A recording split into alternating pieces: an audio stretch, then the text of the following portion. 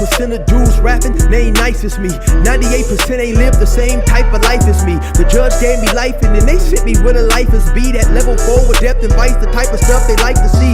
Two choices, fight or flee. I refuse to die a chump. I never been a mark, but damn, it's scary when that riot jump. I seen dudes cry, get pumped, and some sexually brutalized. Knew a dude who lost his life and he was only doing 5 year-long racial fights when homie all you do is ride. Lonely days and nights up in a hole causing suicide. From the moment you arrive, you see the Mexican mafia, AB skinheads with big giant swastikas, pro-black philosophers, the BGF, the Kumi, and Muslims who will murk you from the nation to the Sunni. That MS was loony, quick to ride up on they rival. Even Christians went to church, hide knives up in a Bible. Political and tribal, the Crips and Damus, the Long Beach, the Hubs and the Dubs and the Grooves, the IE, the Bakersfield, the Dago Pyrus, the hustlers quick to roll, the gangsters don't move. Whatever click you choose, you better say what's cracking, YouTube.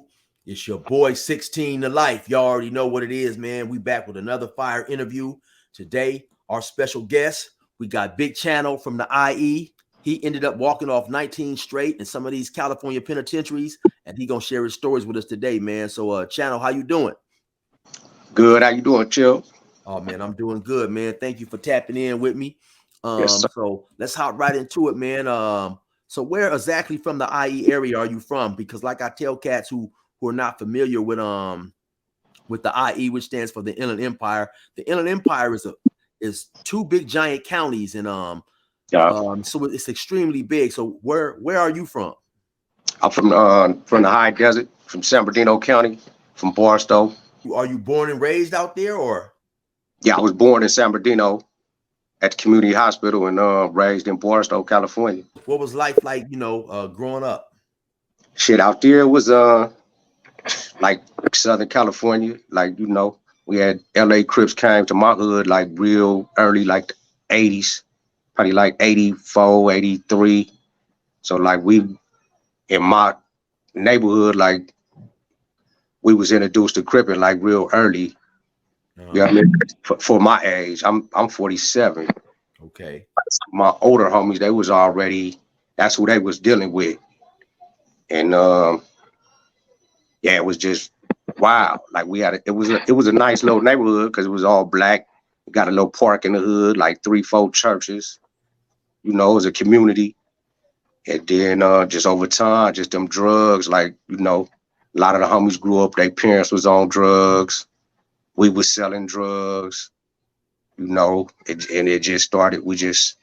Some of the older homies was involved with the main streets. Some homies was involved with them more than others. And then just age wise, it was different connections. So and then like within my hood is called Riverside Drive. It was always Riverside Drive, but like within that time, certain homies started something called DIC, Drive Island Crips, while the main streets was still out there. So that kind of came the homegrown part of my neighborhood, while, the main streets was out there. And I got a quick question for you. Well, two questions actually. So how was the influence of the LA Crips that came out there, and were they accepted? Did you guys embrace them? Speak on that a little bit, and how how they influence you guys and stuff like that. Yeah, well, they was embraced, cause like I think when they came out there, I was around 10, so I had some of my whole older homies. They was like already on that level. So when they came out there, they influence on them was heavy. And then with the dope, it was like, niggas was getting money. So, it was 1 and 1. So like I was saying, like a lot of cats that was older than me, they was claiming Main Street. They was part of that. And my hood got a lot of love for Main Street, for 9A. It was a lot of them dudes was coming out there, and at the same time they was putting money in some of the homies' pockets. It was destroying the hood at the same time, because of the drugs. And a lot of the homies was, like I say, a lot of the homies' parents was victims to that. So it was a gift and a curse. Now, also too, for a lot of people not familiar with the California culture, specifically the Los Angeles culture, the main streets are a Crip gang, and they're known for having a lot of money, out there hustling, getting bread. So can you do you remember some of the dudes that was out there, that was out there just in you guys' area? Shit, the first wave of dudes I remember coming out there was like Stutterbox, Aaron, Adol, Little Rabbit, Elo, Big EJ, Miss Fila Baby, Lil Eddie Monster, D Dog, Big Wacky, Lil Wacky, Brownie Lope. It was a lot of them, mommy. They would, Right. just come out there at different times. You know what I mean? Pull up in MCs and pull the door off, pull out all kind of dope. You know what I'm saying? That's when we couldn't even. Me and my brother couldn't even come off the porch yet. We watering grass. You know what I mean? Watching this shit across the street. Like, damn. And so, as a youngster, out there living in the hood and stuff like that, how did that influence you now? Now that you're older, looking back, man, you see all these dudes coming out here. They got these nice cars. They pulling out wads of cash. I'm pretty sure back in the day they had the jewelry on, the Turkish or the big links and stuff. How did that influence you as a youngster? I mean, it was influential. That's like what we looked up to. That's what we wanted to have. That's what we eventually ended up acquiring ourselves. I mean, that was like, I think you got to give credit where credit is due. Like LA cats started what they started a long time ago. You know what I mean? And they from a big ass area. You know what I mean? So when they got flooded with all that dope and was flooding their areas, they neighborhoods, and you know what I mean, you had cats going to jail like probably at a high rate at that time from them hoods for just doing that. So they innovation, you know what I'm saying, brought them to the point where they was like, we gotta expand. You know what I mean? Just like we see on these TV shows. That's like that's thinking. That ain't, you know what I mean, really stepping on toes. That ain't really saying fuck y'all or fuck this. You know what I mean? It's just we gotta get it a different way. You know what I mean? We're going to jail out here, this happening, you know what I mean? We having war, so now we gotta go somewhere else. Right. And just happened, we was that neutral ground that they came to. You know what I mean? And a lot of them dudes ended up finding out a lot of dudes out here was real solid. You know what I mean? And connections maintained still to this day. And that was going, lead into my next question, because from time to time you'll hear it said that IE dudes don't like cats from LA or vice versa. And so what's your opinion on that? Because earlier you said that, you guys embrace the cats from LA.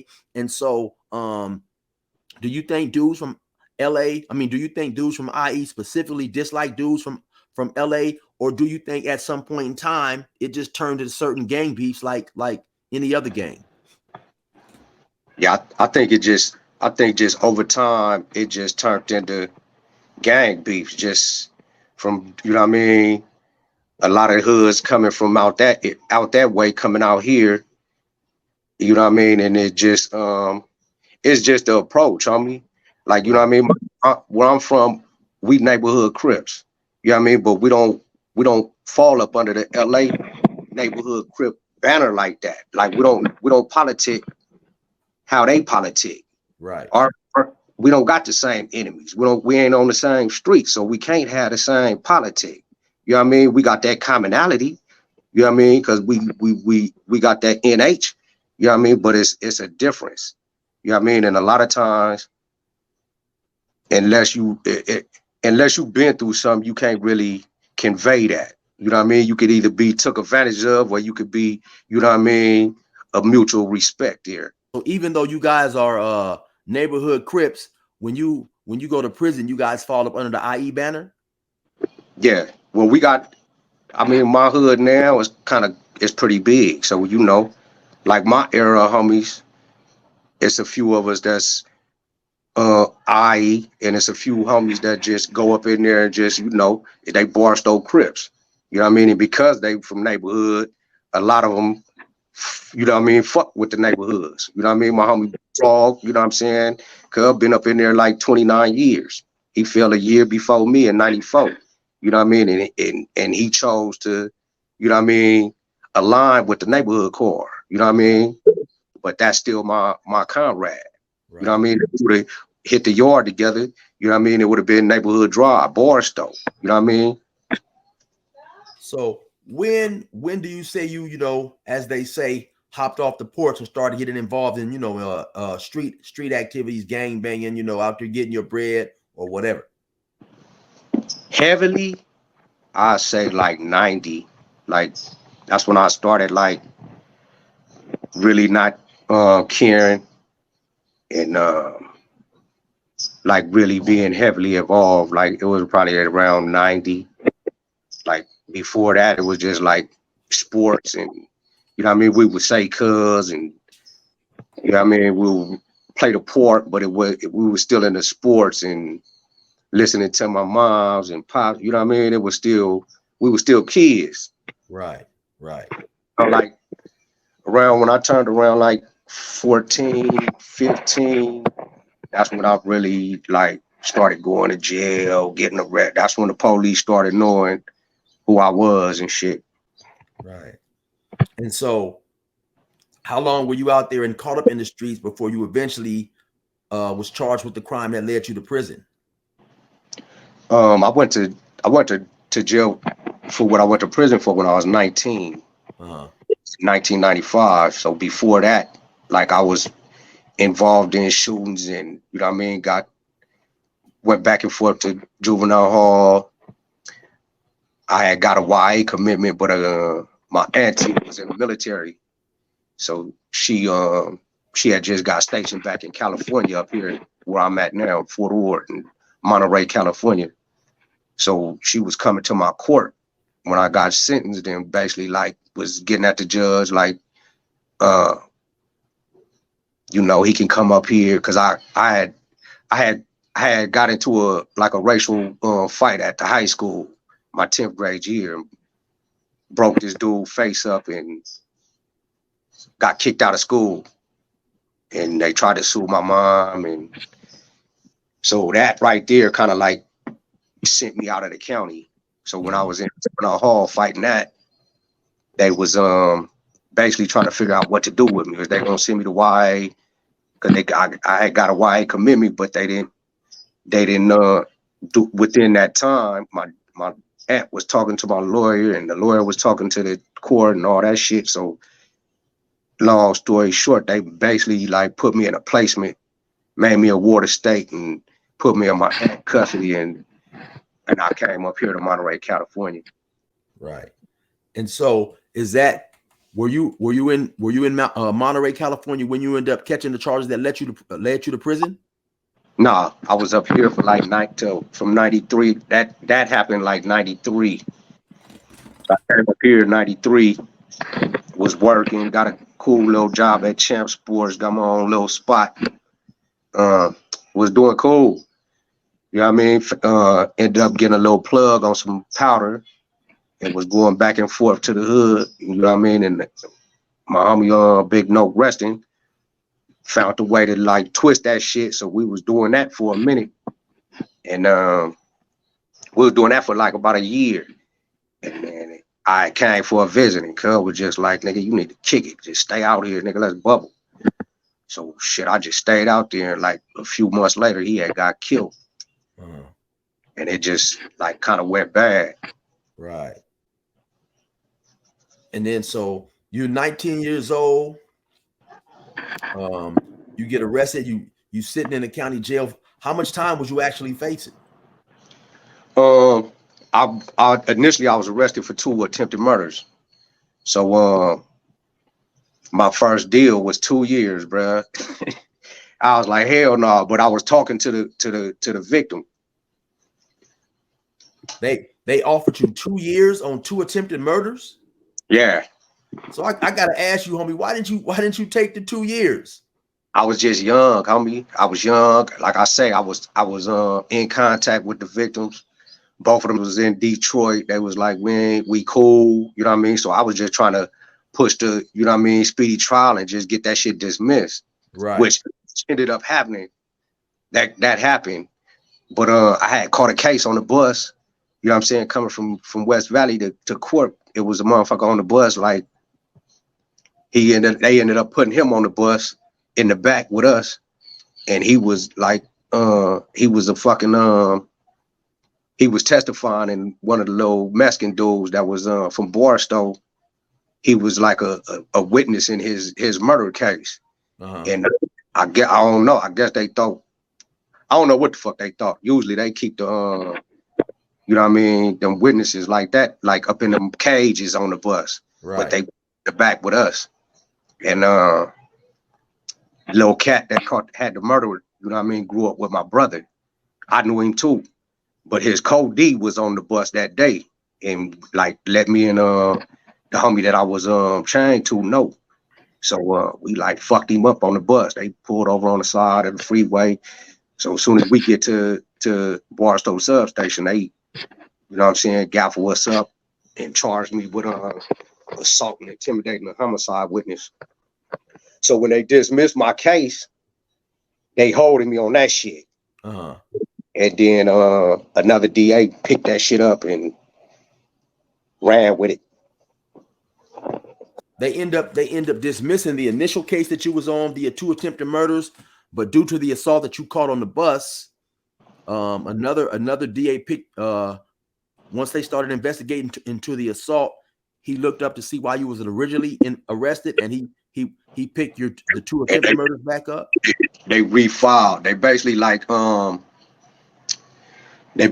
revamped the indictment, because the indictment ended up being different from the first indictment. Right. Okay. So they revamped the indictment and refiled it on me. And so eventually what happened? You end up going to trial on that? So yeah, I ended up going to trial, and I ended up beating both attempted murders. Got found not guilty. They ended up finding me guilty of the lesser included offense was 245 AC, I think, assault with a gun, which carried 2. That was 2, 3, and 4. They gave me the 4 for that. And then at that time, they had just started that gun enhancement at 12022.5. So I got hit with the max on that for the 2. 10 years. And then they gave me another year for aiding and abetting, because one of the dudes that was ended up telling on me in the case, he beat the shit out of one of the dudes with a golf club. So they said I aided and abetted, you know what I mean, him doing that. Right. And so let me ask you a question. What about the 2 dudes who had went to Detroit and told you that they wasn't going to testify on you or whatever? Did they come back and participate in the trial, or did they keep their word and not testify? Well, they tried to stay away. They was I say they was in Detroit. My mother ended up talking to one of the dudes' mom. One of the dudes never said it was me. You know what I mean?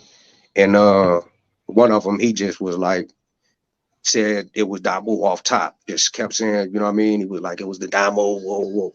So that's what hit me up.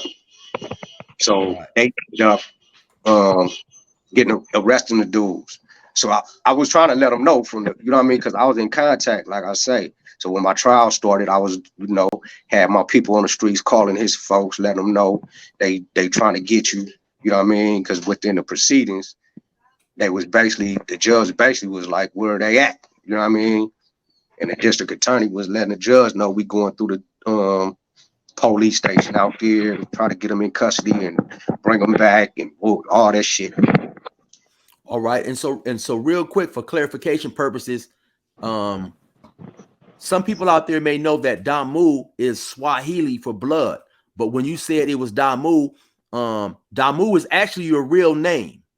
Yeah, that's my birth name. Damu. Right, so that way we won't confuse anybody who may not know what's going on. Damu is his actual real birth name. So yeah, he wasn't talking about someone else. He was referring to himself. And so is this the first case that sent you to prison? Yeah. First case, only case. So how did how did you end up doing 19 years on this case? So I ended up getting sentenced to 15 years. I went to Tehachapi, our county jail. We were at that time we was going to Tehachapi reception. So I got to Tehachapi reception January 30th, 97, and got sent to Salinas Valley. And I got to Salinas Valley March 97, and went to 8. One quick question as well. So once the DA refiled once the DA revamped the old charges, did he offer you was he offering you any type of deal? Yeah, right before trial they offered me 9. Right before my trial started, we was picking jurors, and I was in the back eating, and my lawyer came and said they offered me 9 years. I was like, hell no. Right. Because you gotta remember, like, taking the mind, like, this whole time I'm like talking to, I'm in communication with the victims, and to my understanding, and being a young cat, I'm like really, I'm not expecting them to come. Right. You know what I mean? At that time, I'm really not expecting them to come. I'm not thinking that the police in little ass Barstow is gonna make the police in big ass Detroit make these 2 individuals come all the way. You know what I mean? It wasn't fathomable to me at that time. No, I definitely understand the feeling, man, and can relate 100%. Being young, not trying to, never been to the pen, not trying to go to the pen, and not only that, we think that, and this is where we get messed up a lot, right? We fail to realize our dedication is not everybody else's dedication. You know what I'm saying? We think that everybody else is gonna keep it solid and play by the street rules. Also along with thinking that they don't have a lot of evidence on us, sometimes being a little delusional. They don't have evidence on us. And so then at the end we don't realize how dirty of a game the district attorney plays, to try to send us to the penitentiary. In my situation, I felt like the district attorney was acting as if I had shot somebody in his family. I mean, he was going hard, and that's how they play. They go hard, they'll bend and break the law if they have to. So did those dudes, did they come and testify on and tell on you? Yeah, they came and testified. Like I say, one of them, the whole time from when the crime happened, he was like, he don't know nothing. And the other one just basically was like, cause he knew my name.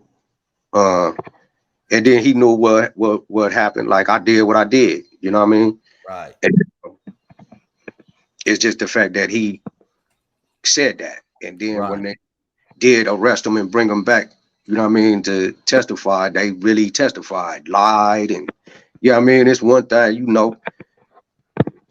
I'm going to defend myself and try to, not get found guilty, but it's hard to when you did it to like lie that you didn't do it. And one last question: were those two guys? Were they in the streets? Were they gang members and stuff like that? They was military actually, but they was in the streets. Okay. I think it was like young military dudes from, Detroit, but like at that time in that era, you know what I mean? Like they was in the streets. Our initial confrontation was at a club. You know what I mean? We initially got into it at a club, and I had just got back, like I say, from being up in Northern California. I had just got back to my hood. You know what I mean? So I didn't know who these dudes was. Right. When it off like that, it just went up. So then to keep it 100. They wasn't necessarily no gang bangers or gangsters and stuff like that. So realistically speaking, we really can't hold them to the street code because they never signed up for nothing like that. Okay. So yeah, that's understandable. Okay. So now you in Salinas Valley, man, you ain't never been to the pen. You got 15 years to do. You 19 or 20 years old.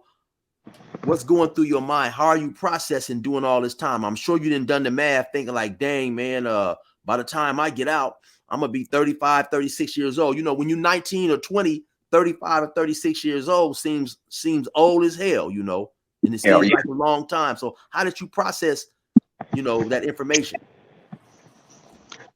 I ain't even gonna lie, like I looked at it like I wasn't even gonna come home, and that's like really um how I dove into shit. Like I didn't like to. I think my first EPRD date was 2008, and my max date was 2010. And at that time, that shit was just like, what? I was like, hell no. But then at the same time, I was still living. Like, you know what I mean? I was young. Shit, I'm trying to smoke. I'm trying to drink. You know what I mean? I'm working out. I'm functioning with the homies. You know what I mean? It was what it was. You know what I mean? It was just learning something new. You know what I mean? Running into new dudes, meeting different reputable individuals. It was just like, you know, you already like prone to violence. I mean, like, you know, before you get to the pen, you done already been through it in the county, you know what I mean? If you done been to YA, if you done been to juvenile hall. So prison is like the last step, you know what I mean? Usually motherfuckers done already, you know what I mean, made their name in them streets and in the county and juvenile hall. So when you get to the pen, you just basically maintaining shit and, you know what I mean, trying to learn. The environment gonna teach you. Right. And so when you got to Salinas, what was it like, man? What was going on? When I first got to Salinas, it was like dirt, bro. It was like still kind of a new prison. It was still like dirt in the cell. My first cellie was cat named Cosmo from he was a Muslim, but he was about his 60s. And one of my older homies from my neighborhood was right there, worked in the kitchen, Poncho. And then the homie Blue Rag was there. And it was just wild, bro. It was like walking the yard, the homie, like, you know what I mean, pointing out who this is, who that is. That's whoopty whoop, that's whoopty whoop. You know what I'm saying? And it was just like, and then most people you already done heard of, like just living the life. Right. And so what yard was you on? And also, like you said, most people you've already heard of living a life. He's talking about, you know, street notorious gang members and stuff like that. So if you can mention a few of the names of the, you know, people who had popular status in the gang world. Who were some of the people you ran across? When I first got to A Yard, you had Suma was the homie Big Suma was there. Hoover Line ended up coming to that yard. Rooster, both the Roosters was there. Big Rooster that ended up passing away when he got out. And then I thought Big Rooster was Little Rooster because he's short, you know what I'm saying? And then the other Rooster from Brims was like 6'4", 6'3", you know what I mean? Hella big. So he was there. You know what I mean? You had like a lot of Big U was on the yard. But back then, I knew him as Big U because I was fucking with my nigga Baby Hucklebuck and Money Mun from 60, my nigga Hog from 60. But he was going by Hannibal. Right. And so what was that like? Did you get moved in the cell with one of the homies or? When I first got there, I was in the cell with like I said, with Cosmo. I was cellies with him for a short time, and then I ended up moving in the cell with the homie Lil Torch from 9-0. And so what was the first incident that happened in prison that made you realize that okay, it's you know, it's serious up in here? What's the first thing you saw or what went on? First thing I saw, I can't really remember the first thing I saw, but the first thing that I got into, I was probably there like a month, and me and one of the homies from Moreno Valley out on the yard, and the yard go down. I think I was on the weight pile because at that time they still had the weights, and the yard go down and they scrape up whatever, and they resume yard. And while I'm on the yard, the homie from Moreno Valley come and let me know some shit that like he just got caught up in the shit with the Hoovers, they something. So I'm like, shit, you cool? He like, yeah. He like, shit, that shit was some bullshit though. Whoa, whoa. So the homie Blue Rag working at CDC at the time. So when he get from work, you know what I mean? I'm still young. I mean, I just got there.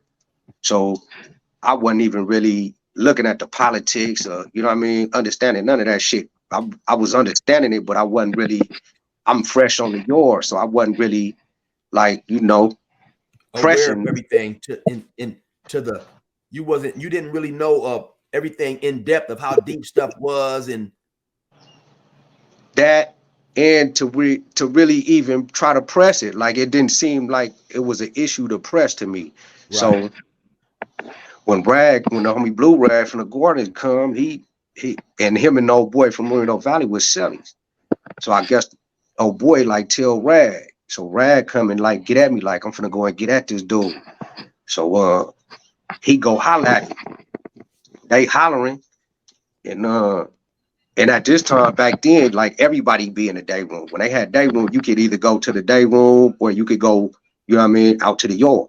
And then they have like inline and shit. So the homie hollering at the dude that I'm assuming was from Hoover. And the dude Rooster started hollering at the homie. Not Lil Rooster that ended up paroling and getting killed. Big Rooster from Brims.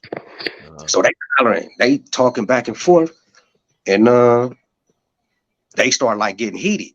So they called day room recall, and I'm getting at the homie like, man, what's happening? He like, there ain't nothing. So while he walking back, him and Rooster like just clash, and they just like instantly start like locking up. And another nigga that's standing next to Rooster try to fire on the homie, so I rush him, fire on him, knock him. The whole time, the boy G Slim that you interviewed from Inglewood Family, he's standing right there with a broom, like, you know, watching. At this time, I'm not knowing what the dynamics is. At first, I'm like when I fired on Simo, he just dropped. So I didn't want to just bash him out, you know what I'm saying? And then I'm looking at the homie. I'm finna go and rush the homie because Rooster was a big ass dude. You know what I mean? So when me and G Slim like had look at eye to eye, I see some cats from the other side, from like C section, looking around the little corner, and they like coming over there now. So when Simo get up, me and him get back cracking. Now the towers start busting on us. They busting on the homie Blue Rag and Rooster, and they finally quarrels, get us all down and shit. And the homie Blue Rag had a broke jaw, so they took him to the hole, put me on CT. Oh, matter of fact, while this shit happening, homie, the nigga that this shit started behind from Moreno Valley, he in his cell, 130. He in his cell, like in the doorway, like this, like looking out while we getting cracking on me, and like go in the cell and shut his cell door. Wow. While we getting cracking. So when this shit get all done, said and done, they take the homie to the hole and put me in CTQ. They CTQ me in my cell for 10 days. And you know, cats is coming to holler at me and shit, like, you know, because at that time it was a lot of Hoovers in that building, some Fresno Hoovers. I'm not knowing none of the politics at this time on the yard, homie. Right. So I'm just knowing I'm finna knock a ball from Reno Valley out. You know what I'm saying? For going in the cell on me and the homie while we out here getting cracking. And that's what I was gonna say real quick. Not all the times, but a lot of times when issues happen in the pen, you know, it's often some good homies that come to the aid of somebody who originally created the beef. And you know, like you said, Blue Rag ended up getting his jaw broke or whatever. And you know, often it's people who get injured who had nothing to do with the initial conflict, but you know, coming to the aid of a homie, trying to be there for your homie. And you know, that's how a lot of times, you know, things happen, you know. And then like you said, the homie who kicked the stuff off, he didn't even participate. Right. So yeah, so what was the final, what was the final deal with the dude who didn't participate? How did things turn out for him? Shit, after I got off CTQ, I knocked him out in the day room. Uh, I wanted to stab me, but the homie Blue Rag was in the hole right there at that time. The hole was in the A5. So he had got some communication to me. It was like, leave him alone. If anything, you can punch on him. We'll don't, leave that alone. how long you said you had been there before all this occurred? I was probably only there like a month. Right. So Cass was like, okay, just a little for a while, you know what I mean?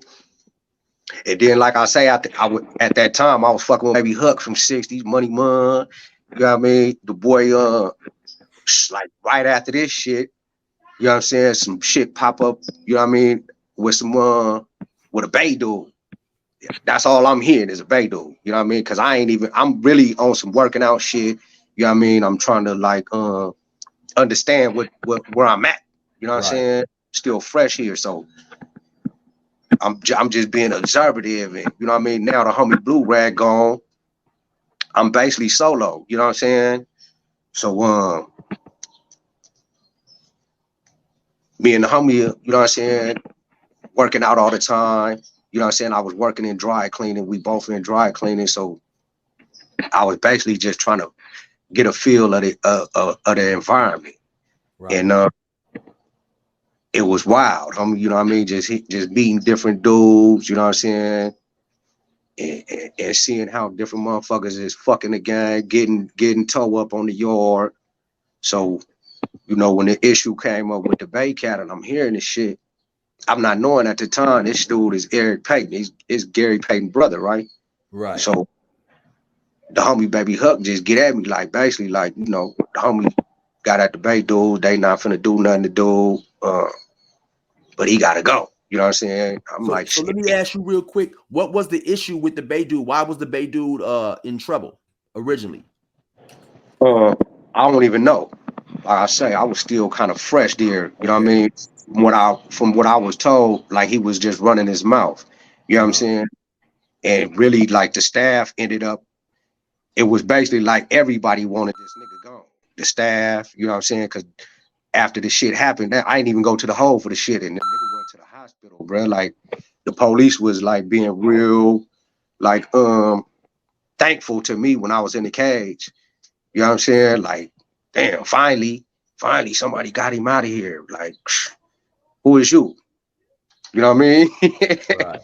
And so what actually ended up happening? So when they brought it to me, I was basically gonna poke the nigga because he was in my building, and the homie was like, "No," you know what I'm saying? If however they had it set up, they was basically like, if you use a weapon, you know what I mean, we ain't gonna be able to keep you on the yard. You know what I'm saying? So we trying to keep you on the yard. So like, I'm like, all right. So we on the weight pile. The day I was like, fuck it, we finna get at it. I'm on the weight pile, and man, Huck on the weight pile. I jump over the gate. I'm like, cause I see him on the basketball court finna go in at inline. So I run, you know what I'm saying, to the front of the building. I'm trying to wait for Huck. Huck still, you know what I'm saying, procrastinating on the weight pile. And then the weight pile is right up under the gun tower. So the gun tower is like right here. You gotta wait until you know what I mean, you got that little window. Right. Already up there. So when the niggas start like walking into the rotunda, I just like get off, smash him, just get off, you know what I mean? Toss him up, beat him down, you know what I mean? Like put the yard down. Yeah. And I got away, you know what I mean? I smashed him, slid in the building, went in the cell. So I'm in the cell for a cool little minute. And I see the police come to his cell, pack all this shit, you know what I'm saying, and leave out the building. And that was the first time I hooped some shit.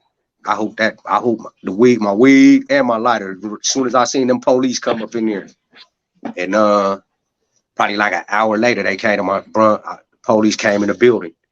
You know what I mean? And you in them buildings you can hear it. You know what I mean? When them doors, them return the doors over. When I jump up, look, I see the police like running, coming straight to my cell.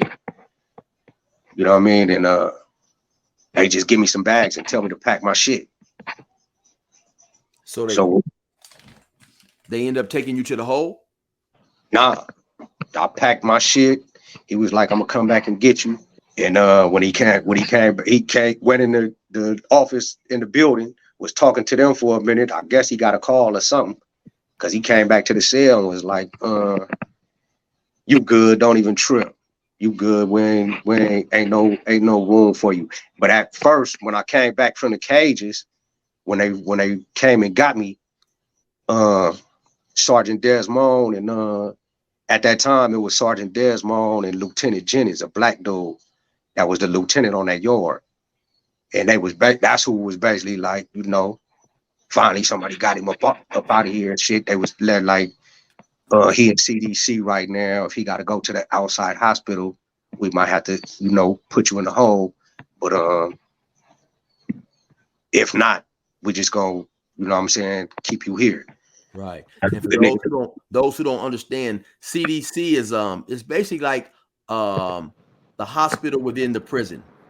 Yeah. And so how long did you happen to stay at Salinas? I was at Salinas from 97,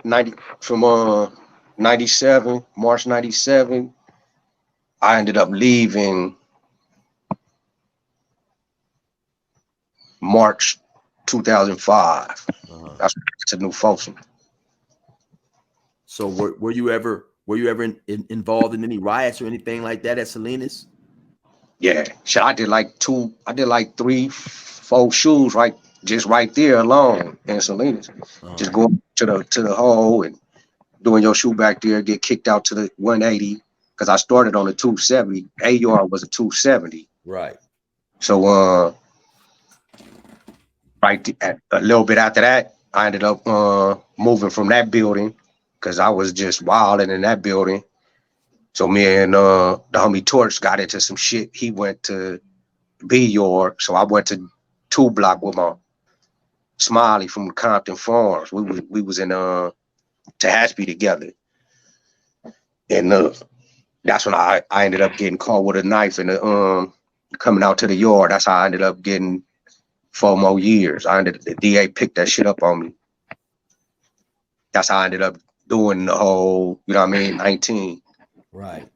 And so once again, to clarify for the people that don't know, I don't know exactly when they started doing it. You know, I know at some point in time in prison, you could assault somebody, you could get caught with weapons, you could get caught with drugs. They would send you to the hole, and while you were in the hole, you would lose your good time. You know, they might give you a shoe, maybe a year, maybe 2 or 3 months, 2 or 3 years, depending on what that specific charge carried. But at some point in time, they started making certain disciplinary actions in prison was actually like court cases. So if you, like you say, when you got caught with a knife, not only did you have to deal with whatever disciplinary action that specific institution was going to give you, now they also was filing a court case, a criminal court case against you in whatever county that you happen to be in. And it's called a DA referral. They would refer the case to the DA. He would look over the case and see if he wanted to pick it up and charge you criminally as if you were on the streets. And so then you would be going back and forth to court until the case got resolved, looking at more time for whatever you done in the institution. And so you ended up getting caught with a knife, and eventually you was given 4 more years, huh? Yeah. Yeah. Yeah. At that time, they was giving everybody 6. I don't know how I got 4. Like everybody in the hole was getting 6. I came back and was like, I got 4 years. They was like, what the hell? So you took a deal, or you went to trial on that? Obviously, I took a deal, huh? Yeah, I took a deal. Right. And so at some point, you told me that you ended up running across your brother. You and your brother were cellies. Yeah, me and my brother ended up cellies like when I left Salinas and went to New Folsom, 2006. So what was that like, man? And how much time did your brother have? He ended up with 10 years. I think total he ended up doing 13 like violations and shit, but he did 10 straight on his initial charge. Now, was this a younger brother or older brother? And how many years were you guys apart? My younger brother. So I'm 47. He 45. We like 2.5 years apart. Right. So, okay, describe what that was like, being in an institution with your brother running across, being able to see your brother. Because California, for those who don't know, California, I believe they have somewhere around 30 male prisons, maybe 28 prisons. So it's actually extremely lucky to happen to run across, your brother with all these institutions and all these different yards that he could be sent to, because you guys could be in the same prison. Some prisons have four different yards. So you could be at the same prison and still your brother on another yard, and you guys never see each other. So what was that like? It was a blessing. It was, we ain't seen each other in at that time, probably like 10, 11 years. Cause I go in 95 and he got locked up in 97. So, until that point, I was just in there building my career, doing my thing. And, so by the time we linked up, it was like, a blessing. Like, it's hard to jail with just anybody. So when he popped up, you know what I mean? It was like me, you know what I mean? All the little nuances and shit that you deal with a nigga in a cell, I didn't really have to deal with. You know what I mean? It's like, that's my little brother. Like, you know what I mean? But we ended up fighting and, you know what I mean? Brother shit. You know what I mean? Husband. Now let me ask you a quick question before we get into that, because sometimes you may hear that your brother or your homie is at a specific prison and you intentionally try to get there. So did you guys intentionally try to get to the same yard, or he just happened to pop up? Yeah, we was intentionally we was always writing. So because we had got approved to correspond with each other. So we was always corresponding with each other anyway. And then as he started getting up to the level 4 like points, because he started off like in Tehachapi. Then he got I think a staff assault. He ended up in Centinela when they turned Centinela into that 4 yard. And he was going back and forth from Centinela to Calif. So he was down south and I was up north. So when my points started getting a little bit lower after, you know what I mean? Because every time you get do a shoe, you basically like kind of stuck for a few years. Right. And I did like 2, 3 shoes in Salinas alone. So my points was kind of high. But when they shut down that Centinela yard, they was sending everybody up north. So he was trying to come up there when I was trying to come down south. And just so happened the counselor that I had in New Folsom, just like he was always on his job. And then I don't know how he found out something, and then my mom had told me. So I basically got at him and was like, nah, he was finna transfer me down there, because I was basically telling him I ain't been down there. And I was trying to get with my brother. I got one. So I was like, he endorsed me to go down there. At the same time, my brother was endorsed to come to New Folsom. So I had fortunately found out enough time to like get at him, and he squashed my transfer, and little bro ended up coming up there with me. Okay, that's what's up. So little bro pulls up to the yard. So eventually you guys become cellies, and you said you guys eventually ended up fighting, man. So what because I'm thinking in prison, man, that's a place where we definitely need unity amongst our folks, man, our homies and stuff, and especially if we happen to run across our brother, man. So how did that play out? What caused you guys to get into it? And actually, you told me you guys had got into a couple of fights. Yeah. Well, the first one we was I don't know what we was doing. I think we was making lightning. I think we got to arguing about something. Yeah, the police heard us. And the the CO dude walked up to the cell, so I just jumped in, you know what I mean? Because we had like lightning and shit, buckets and shit, like all up under the desk and shit. We was in there burning, incense burning. We kind of tipsy. So when he walked up to the door, and then he knew he was the floor stand, so he knew that was my brother. Because when he first got there, he was in a different building, so I had to go to the dude, you know what I mean, to get him over there in the cell with me.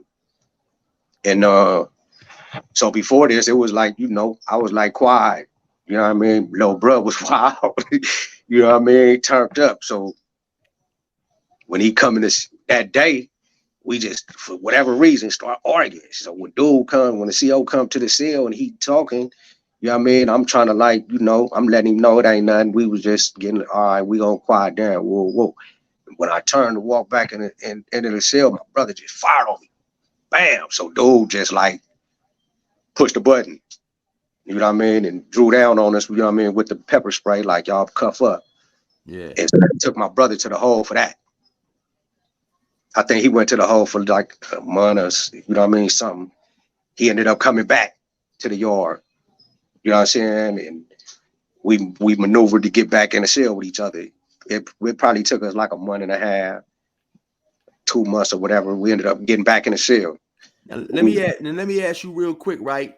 Well, let me explain something real quick too. You said you was in the cell making lightning. For those who don't know, that's basically they're in the cell making alcohol. White lightning is basically like I guess what you would call it gin, pretty much, where you make the pruno, then you light it and you burn it all off and turn it into a more pure form of alcohol. So you guys was in there drunk, you guys was buzzed a little bit, tripping. So when he come back to the yard, what was that discussion like, man? You guys, you okay? I'm sorry, bro, my bad. You know, what was the discussion about the the fight you guys had got into?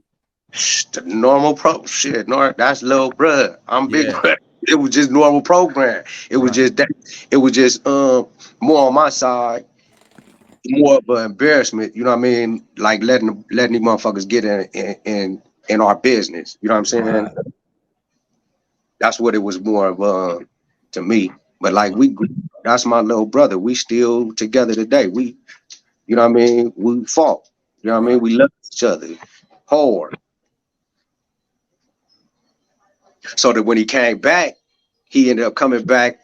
You know what I'm saying? He was in the cell with the homie Itchy from Compton. I forgot my celly was not Pitt.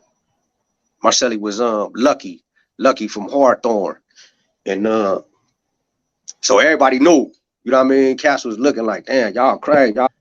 When we ended up maneuvering to get back in the cell. So same thing, bro. We drinking, making lightning, you know what I'm saying? And within all of this, you know what I'm saying, we was like the drink, we was like the connection, you know what I mean? Like first, second, third draw, I got bags in front of the cell. He drove from Hunters Point, from Frisco. He work in the kitchen. He bringing whole apples, the whole everything. Like, just give me a cup, bro. Y'all shit fire. So, you know what I mean? It was cool. We just was, you know what I mean? So you guys are making and selling white lightning as a hustle. Exactly. Okay. So like the last fight, we was loaded. I ended up really punching on him, and you know what I'm saying? He threw the case of CDs at me. You know what I mean? They took us both to the hole. I did, because of my prior history of violence. You know what I'm saying? They ended up sending me to the SHU. I ended up getting a 15-month SHU for that. So you actually was charged and given a 15-month SHU for a fight with your brother. Yeah. Wow. And then, so how was that? You know, like I'll ask again. You know, once you sober up the next day or two, man, you thinking like, damn, man, you know, I'm in prison, and I'm in here fighting with my brother, man. Now we separated. We can't kick it no more and stuff like that. How was that? You know, the thought process afterwards. Like I said, embarrassing. It was just like I was more like embarrassed that, like, to even have to do that. You know what I mean? Right. As an older brother, it's like, damn, you didn't have enough control not to do that to your little brother. You know what I'm saying? Right. And then like I really went through it behind that shit with the staff. Like they was looking at a motherfucker like I was a monster, bro. Like you don't have the common decency or care for your own brother, so we gonna treat you like this. You know what I mean?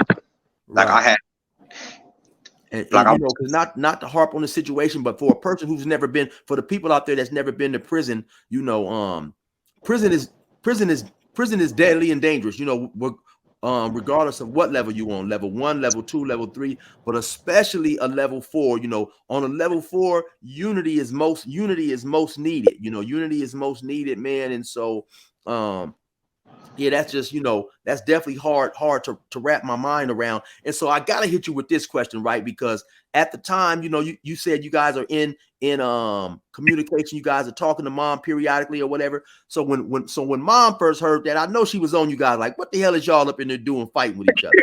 yeah. You want to answer? My mama here too. She Yeah, all most definitely. Yeah, most definitely. Mama teacher, come here real quick.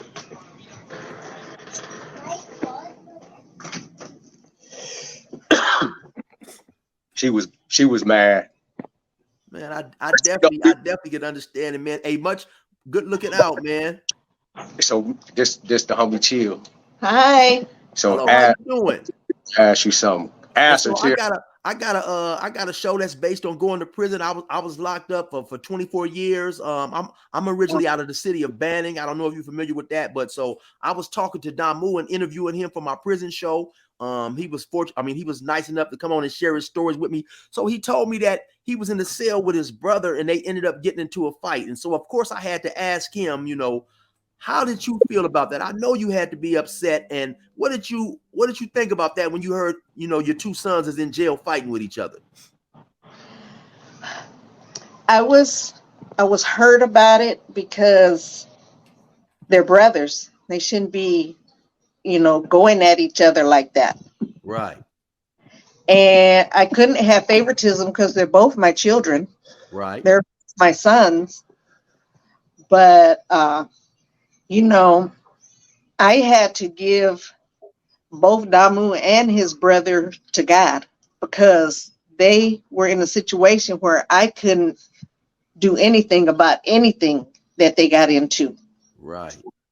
So I had to just pray on a daily basis for God to keep his hands on both of them and for him to not allow their spirit to be broken.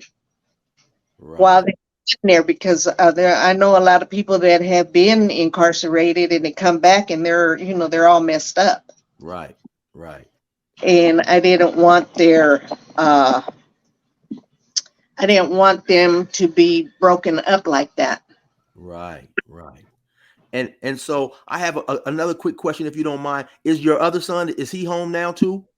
Yes, he is. Well, and that's definitely a blessing, you know. And I'm fortunate enough to where, like I said, I did 24 years. My mother she's still alive. And so if you could, ma'am, please explain for everybody out there, because I don't think we realize when we're young, we're running the streets, explain the hurt and the pain that we put on our parents, you know, our loved ones, our family. They don't want to see us incarcerated. And I don't think we realize the pain, the embarrassment we put on you guys, the hurt, and all the praying that you guys do for us for our safety. So can you explain a little bit what's that's like, you know, having a son in prison? It's like a death, really, because you have your children, you have your sons or daughters, whomever it is. They're still alive, but you cannot get to them. Right. You can't contact them when you want to. You're kind of at the mercy of the system whenever it allows them to contact you. Right. Right. And so, you know, I've gone to go and visit them and was unable to get in and visit them because they were on lockdown. Something happened and I had to travel. It was a distance for me to get to them.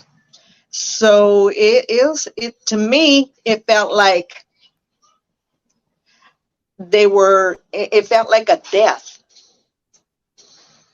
Right. Because I couldn't go. I couldn't go and hug them and see them and kiss them and just love on them like I would have been able to if they were with me. Um, wasn't embarrassed by them getting in the situation that they got into because they were grown. They uh, did what they did, and that was the consequences of what they did. Right. So I wasn't embarrassed by that, but it's very hurtful. I had two sons and they were both incarcerated Right. and they were gone from my life physically for Decades. yes. One almost 10 years in Damu 20 years. Right. And Yeah. but we remained in contact. And I would visit them whenever I could. But it's hard because you have these children that you love, and now they're like taken away from you, Right. and your hands are tied because there's nothing really that you can do about it. Right. You have And I definitely appreciate you for talking with me and stuff. And I know exactly what you were saying. And actually, I was going to ask you that question. Had you ever went to visit them? Because we don't realize, sometimes we might be 4 or 5 hours away. You guys will, our parents, our loved ones will come to visit us. An incident may happen a day or two before you guys come, and you guys have spent all this money on gas. You got up at 5 or 6 in the morning to drive 5-6 hours. You get to the prison and you guys can't even visit us. So I know that's definitely disheartening. It's painful. And the reason why I say sometimes possibly some embarrassment, because I grew up in a small town, and so like you said, the choices that we made as grown men is not the fault of the mothers, but still in all, I believe it was hard for my mother when, the stuff that I did made the newspaper.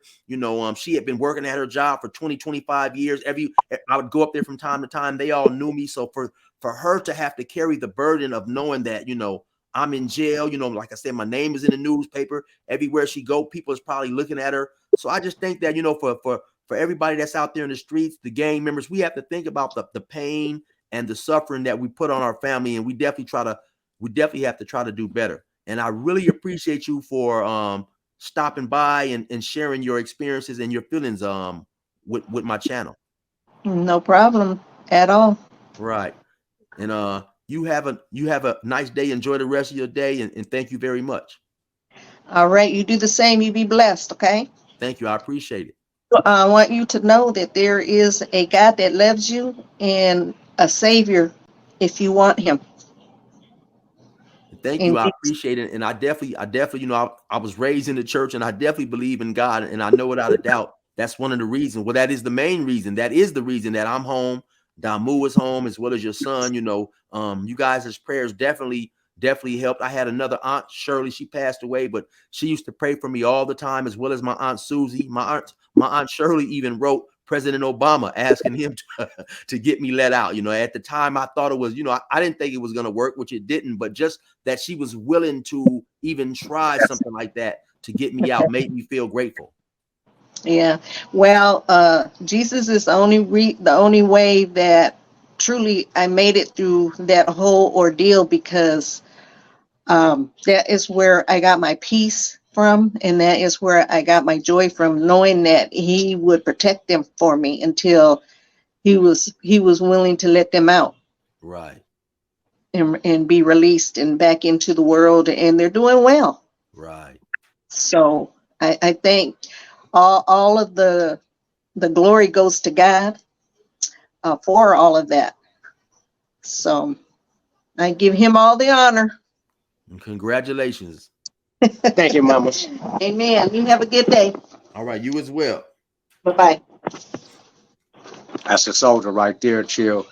Man, most definitely, man. And channel, we definitely have to, we have to do everything we can, man, to stay out, to stay free, because your mom, my mom as well, they worried about us while we was in there. They prayed for us, they done all they could for us. And I don't think, as youngsters, we don't realize, we're not thinking about anybody else other than ourselves. So, Really, you don't put that into, you don't conceptualize the fact that, your actions is actually hurting somebody else, or because you're the one going through the actual physical, you know what I mean, separation or whatever it is, detriment, but you actually just being the person you are. You might be the strength, you know what I mean, that you don't really know in your family, even at a young age, bro. And it's because you wild in them streets, you know what I mean. You separated yourself. So it's like I had a lot of prayer warriors on me, you know what I mean. Then I was fortunate enough to get out, you know, and spend at least like I think like 5 years with my dad before he passed away.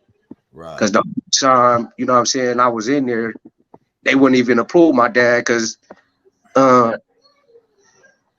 like, my name is Damu, you know what I'm saying? My dad did, like, I think he did 6 years on a one to life back in the day for murder, accessory to murder.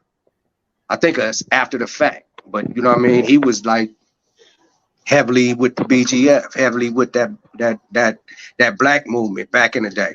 Right. Yeah, that's how when he got out, you know what I mean, he named me what he named me. Right. Like that was an affliction to me. I like hate. I didn't hate it until I started gang banging and I started cripping and I started understanding what Damu was. Like what the fuck? So I didn't really want to be associated with that name. Right. You know what I mean? That's how my name. Man, and then my mom called me Chano. So like that ended up being my name just on some homies clowning, you know what I mean? Like, yeah, mama call you Chano, and Chano. And then it was my name, you know what I mean? Right. So that's why I go by Damu now, just what I went through. You know what I mean? Just dedicating that to Pops, and then the fact that I changed, you know what I mean? I'm not how I was before prison. When I was in prison, it's like one extreme from the other. I mean, like I'm a career guy. I got a family. I'm married. You know what I mean? And like I really don't talk about a lot of this shit that we talk about today. With like a lot of my homies, they heard. You know what I mean? So when I came home, they was like, you know, it was a lot of respect. You know what I mean? But it was from what they heard. Because I didn't sit and like, yeah, you know what I mean? We got into it with these niggas. I smashed this nigga, and I really wasn't into that. You know what I mean? Right. But I feel like the world knowing and people knowing these types of things really can prevent somebody that's hearing it from really like, damn, you went through that? Like, damn, I don't want to, because now, you know what I mean, a lot of people I grew up with, a lot of the homies, you know what I'm saying, a lot of people is like inspired by a nigga, like, damn, you done went from that to that. Right. Like, and then like your mom said, you know, I don't think a lot of people realize how many people go to prison, and for whatever reason, they don't come home with the same mental faculties that they went to prison. Prison is, you know, it's a tough place on you physically and mentally. You know, a lot of people come home on pills, on medicine, not the same person. So for you to be able to come home, you know, with the same faculties, get out, get married, you know, and really step away from that life. You know, a lot of us, we are so deeply entrenched in that life that when we come home, we can't separate ourselves. You know, we join the gangs as kids, you know, 15, 16, 14, 13. But a lot of us will come home as grown men, 30, 40, 50 years old, and bring all that stuff, all those kiddie behaviors with us and think it's cool, you know. Still, you know, got this penitentiary type of mentality. So for you to be able to come home, to get out, you know, get married, pull yourself away from that, man, is definitely commendable. I definitely appreciate you coming on here, sharing your story. I extremely appreciate your mom for blessing us with her feelings, her wisdom, you know, and the burden, the sadness and disappointment we put on, you know, we put on our mothers and any of our family that remains on the street when we get incarcerated. So tell her I said I really appreciate her for doing that. Yeah, you have a good one. You enjoy the rest of your day and stay safe out there. You too, homie. All right, for sure.